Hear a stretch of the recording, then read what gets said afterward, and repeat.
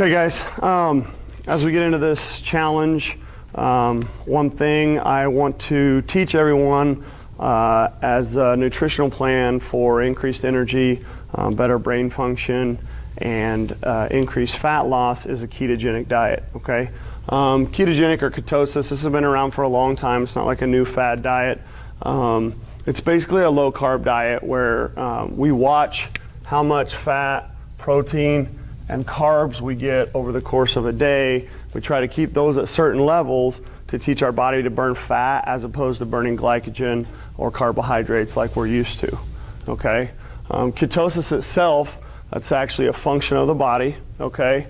Ketosis is where the body breaks down our fat, okay?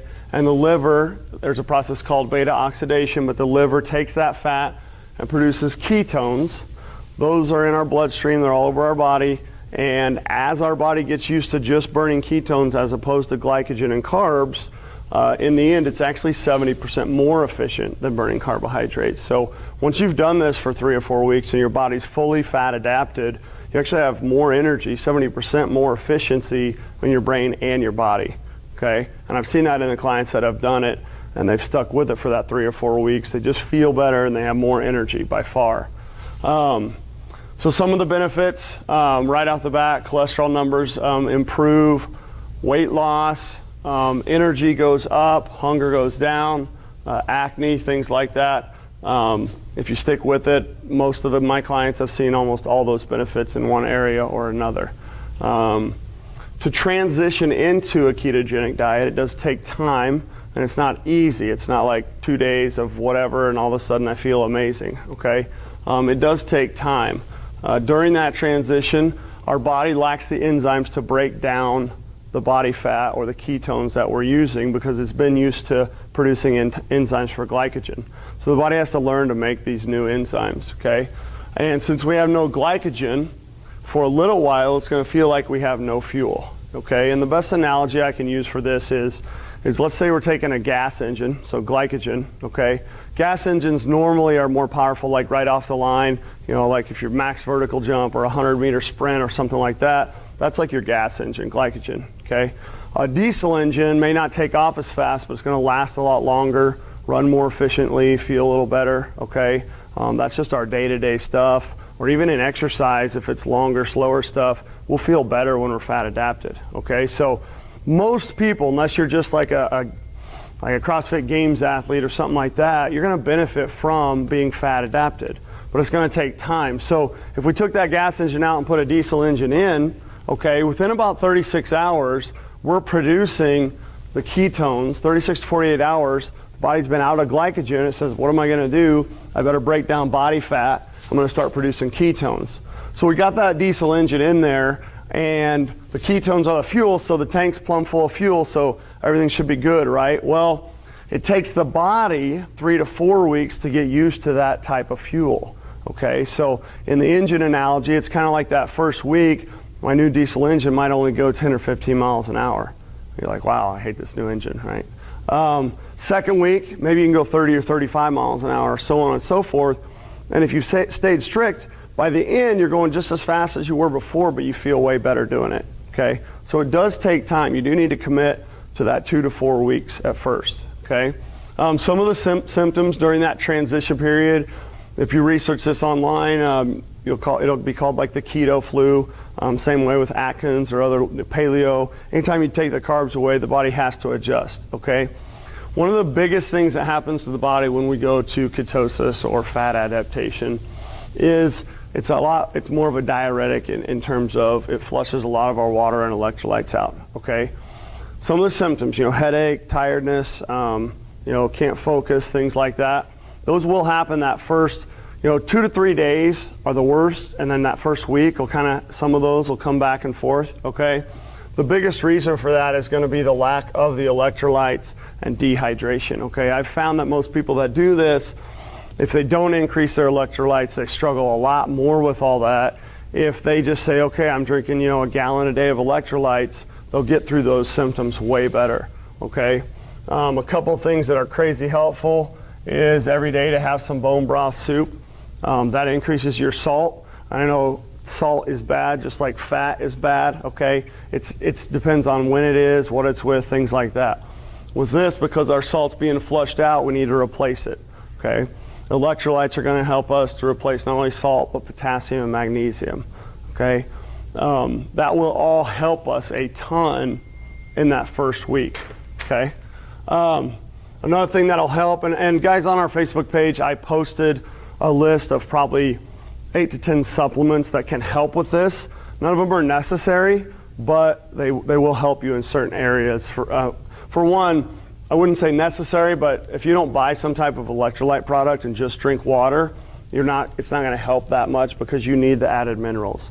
Okay, I personally suggest if someone's not eating enough vegetables, to get a greens product, because we're not getting near as much greens as we used to get. But I posted what I think is best. You can kind of pick and choose if you want to use any of those, okay? So as we get through the transition, okay, that first week's the hardest, gets better after that. So in terms of weight loss, because I know I have the question a lot, well, will I lose weight? How fast will I lose weight? You know, where am I going to be? There's no specific formula, but what we look into, guys, is in the intro, so right off the bat, first 1 to 2 weeks, normally weight loss drops quite a bit that first 2 weeks because water, you lose body water, you know, everything you've been packing in that, you know, might be in there is flushed out. So it is pretty quick that first couple weeks.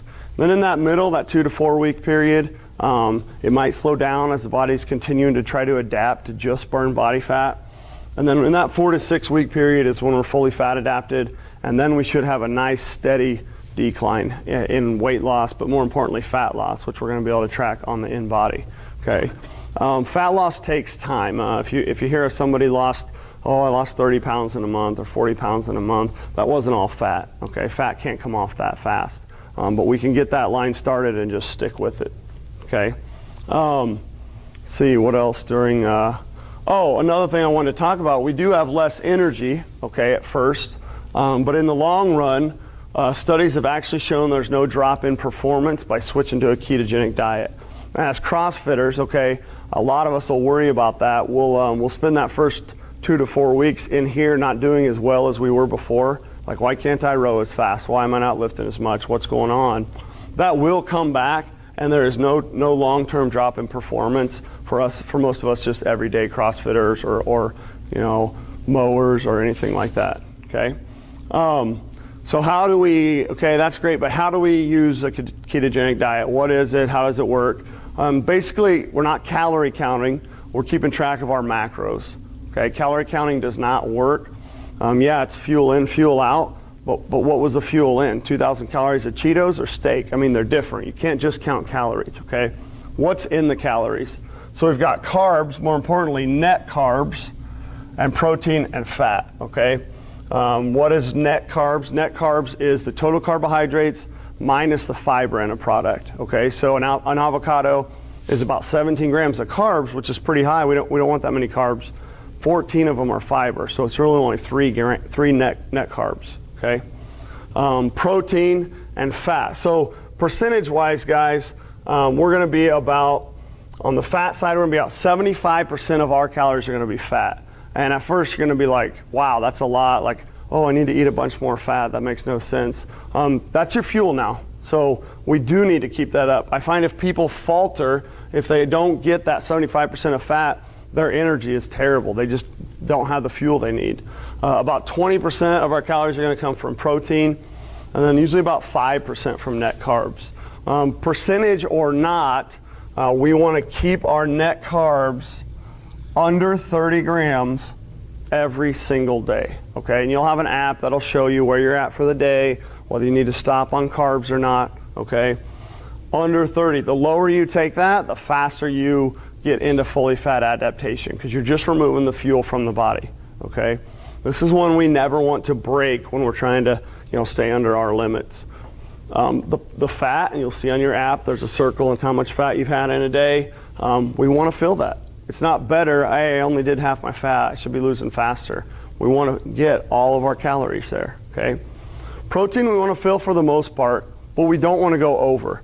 If our protein says, okay, you can have 100 grams a day, and our app shows us we had 130, that extra protein will eventually convert to glycogen, which puts us right back to where we started, okay? This all sounds hard and technical. The app is basically like 3 circles that my kindergartner could read and say where I'm at, so it's really not that bad. So yeah, you will see, if I haven't already sent it to you on the Facebook page, what app I think everyone should use. There's 2 good ones I like. There's probably a lot more. Basically, it's just going to be an app where you enter the foods and your goals are set at the certain percentages, okay? The nice thing is it'll account for, weight, gender, body fat percentage. Now that you know it, all that goes into the app to help calculate calories, but at those specific percentages, okay? A couple things you'll notice as you go. There are going to be some plateaus you might hit. Number one, to increase our ketones, to really make that come faster, is exercise. But we're going to be tired. So how do we fit that in if we're already a little more tired? It's the type of exercise. We don't need like a lot of weightlifting or exercise that tears our muscles down. Interval training, like if you get on a row or 10, 30, 30s, that's the kind of exercise. Or physical exercise like you guys do mowing and stuff. That's going to help you burn off whatever glycogen's left and get into ketosis, okay? Fasting is a good way to break through plateaus, and everyone's kind of scared of the word fasting, like I don't want to fast. What you'll find on this, guys, you get to eat a ton. You will not be hungry on this. It's just figuring out the right foods that you enjoy, okay? But you will not be hungry on this once you get that figured out. B, what you'll notice is you're just not that hungry anymore. Normally whatever time of day where you need that big snack or evening or whatever, that will disappear. The nice thing about that is in terms of fasting, it almost comes naturally. You might find yourself like, wow, I haven't eaten in 6 hours. You just fasted, okay? Different than when we're on a carbohydrate diet where we want to eat every 3 hours to keep our metabolism up. This is the opposite. Fasting's perfectly fine. What happens to my body when I run out of carbohydrates, if I'm glycogen dependent, is it's going to tap into muscles and break those down for energy. When I'm fat adapted and I haven't eaten in 6 hours, and the body says, where am I going to find my energy? It's just going to pull it from body fat, which is awesome. It's more efficient to burn, and some of us would like to get rid of it. So fasting might come naturally. Now, if you hit a plateau 4 to 6 weeks in, a lot of people do what's called intermittent fasting, where they just eat an 8-hour window every day. So it's still here, and we'll talk about that later. But basically, from noon to 8, you eat all your calories from noon to 8, and then you're fasted till the next day at noon. Well, that'll be something we adjust as we go. To get through plateaus, without a doubt, we have to track everything. Okay, and guys, these apps are so easy. You can take a screenshot or a barcode picture of whatever food you're eating, type it in, it'll pull it up. Once you've done it like a week, it remembers all your frequent foods, and then it's just like 2 clicks and whatever you just ate is in the app. But if we don't track, we don't know. We just don't know whether it's working or not, or why it's not working. I'm pretty sure I've been under 30 grams of carbs and you're not tracking it, it ends up you're at 45. Like, that's just going to make a difference. So we have to see that. There is a kind of a 4-week rule, and you do want to kind of time when you decide to do this. If I was going on a cruise in a week, I don't think I'd want to start this, okay? But we want to dedicate ourselves to 4 weeks without cheating. So no treats or fruit, because fruit's a sugar, for the first 4 weeks for sure. And I know when I've done nutrition in the past, a lot of times like, Sunday evening I'll have a blizzard or whatever, and I'll get right back on it Monday morning. That's going to set you back a ways with this. This is just, we're going to eat like this for 4 weeks. We're not going to even consider anything else, and it does work. The people that have committed to that, it works. It's awesome. Okay. One thing I want to talk about on fats real quick, and then I'm going to kind of go through a list of foods you can or can't have, which are in your packets. So we do want more fat, 75%. That's going to be a ton of fat. Where do we get it? Okay. Saturated, we want to keep those up high. That's like meats, eggs, butter. Okay. Personally, I use Bulletproof coffee, where I have coffee, I put butter in it, some MCT oil, stevia, so it's sweet. I don't even like coffee, but actually I do enjoy the one with butter, because I like butter, so I put butter in my coffee. Polyunsaturated is the bad fats, okay? Another good one, monosaturated, things like olive oil and stuff like that. And of course our trans fats are really bad, okay? And I'm gonna go through now the TV, just some items, the types of fat you want to have, guys. So, and again, these are in your brochures, but avocado, butter, chicken fat, ghee, macadamia nuts, olive oil, coconut butter, those are all good fats. From proteins, meats, fish, eggs, meat, beef, any kind of beef, pork, poultry, bacon, and sausage.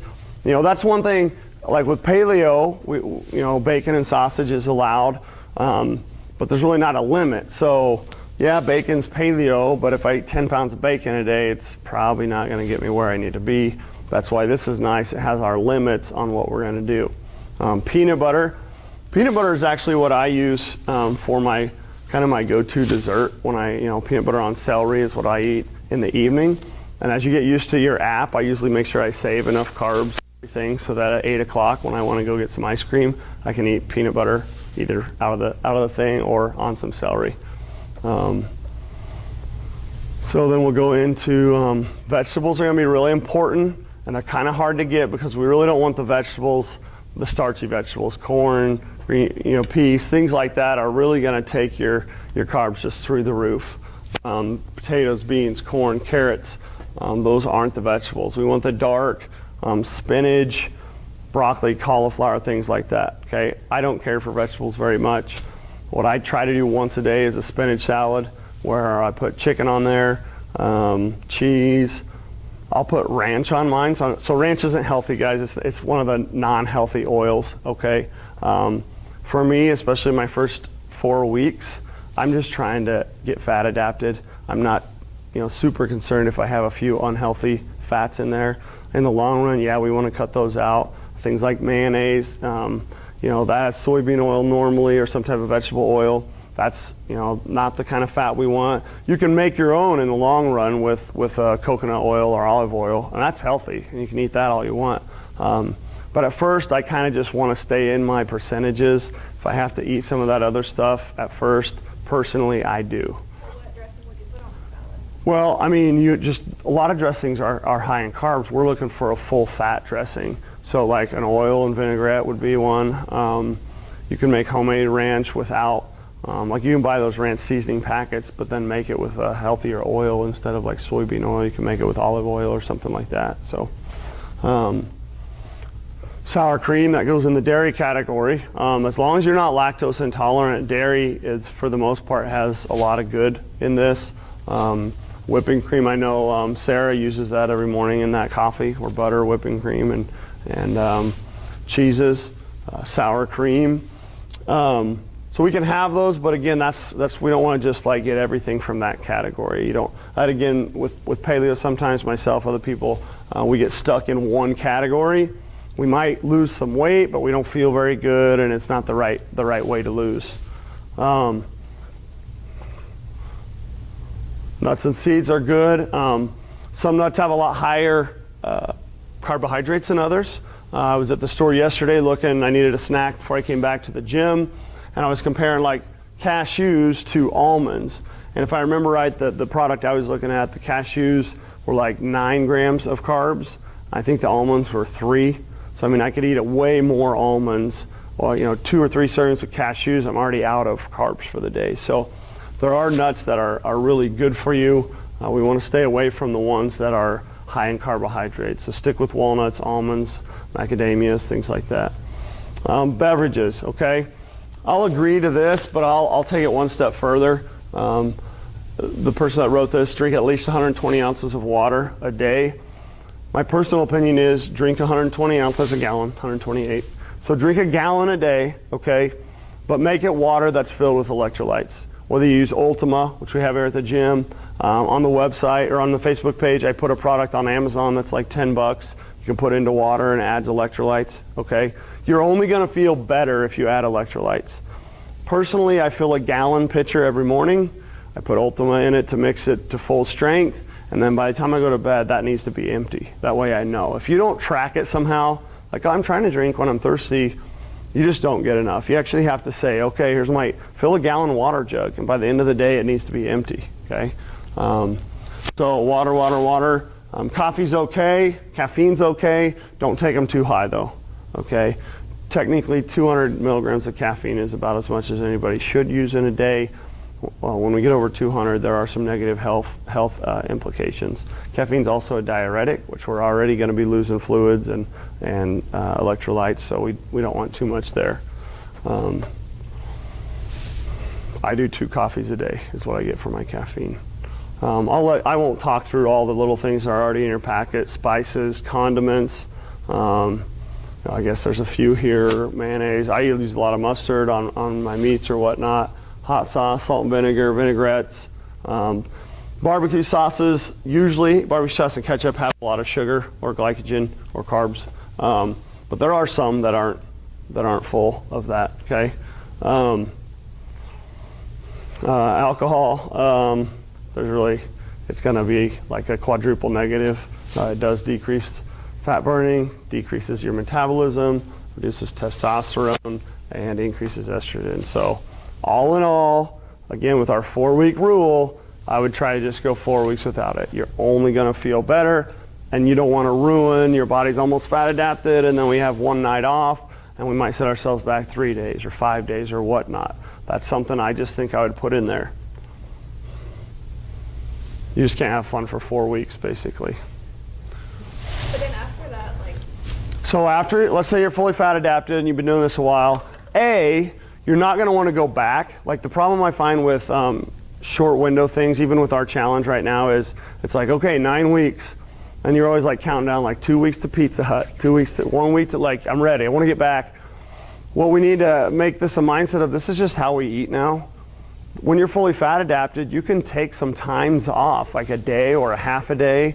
As long as you get back into your numbers, that'll come that next day normally, okay? There's even what's called like ketogenic cycling and stuff like that, where you actually reload your carbs once a week, where you have a day where you just are all carbs or whatever, and then you're right back in. Now, if you did that in the first couple weeks, back to glycogen and reset all this. But if you've been fully fat adapted for a month or 2 months or 3 months, and you say, okay, Sundays, I'm going to do my carb loads on Sunday and then ketogenic the other 6 days, you can do that, and it will work. Good question, student. So things to watch out for. You have to watch, some spices have a lot of carbs. Guys, I'm not like anti-fruit. I know an apple a day keeps the doctor away, kind of, okay? Fruit has minerals, vitamins, that's great. Fruit is nature's sugar. So it also can spike blood sugar just like candy or anything else. So if we're trying to lose body fat, fruit is not gonna help us in that way, okay? Tomatoes, yep, carbohydrates. Big question here I get a lot, diet soda, okay? Again, I'll compare that to like mayonnaise or some of the other fats. I'm going to turn this air conditioner off since you guys are all shivering. I'll compare that to some of the other things that they aren't really good for us. But if maybe, it helps us get through this, it might be okay. Okay, I'm not saying diet soda is okay, but is it better to have a diet soda and eat 20 times better than I have been eating, or just say, well, if I can't give up my diet soda, I'm still going to have, 25 slices of pizza a day. At least it's getting us there. I'll be honest, I used it my first 4 weeks. I just have a Diet Pepsi every day. That's not good for me, and I'm not saying that it is, but it helped me to get through it, okay? One thing about, of course, we know artificial sweeteners can increase the risk of cancer. They also can increase cravings. They can make you hungrier. It's proven that diet drinks normally increase your hunger a little bit. There are some medicines that have lots of carbohydrates. A lot of times fat-free. Everybody wants to get fat-free or light. We just need to stay away from that stuff, okay? A, most of it isn't good to begin with. B, we want fat, okay? I know this is hard because for 50 years it's been the other way, but we are also in the greatest obesity epidemic in history. So foods to avoid: sugar, grains, fruits, honey, maple syrup, corn syrup, milk, juices, basically a standard American diet. Everything we feed our kids every day, just stay away from it. I talked a little bit about what fats we want to eat, guys. olive oils, butter, things like that. These are all in the packets. I'm just kind of going through it.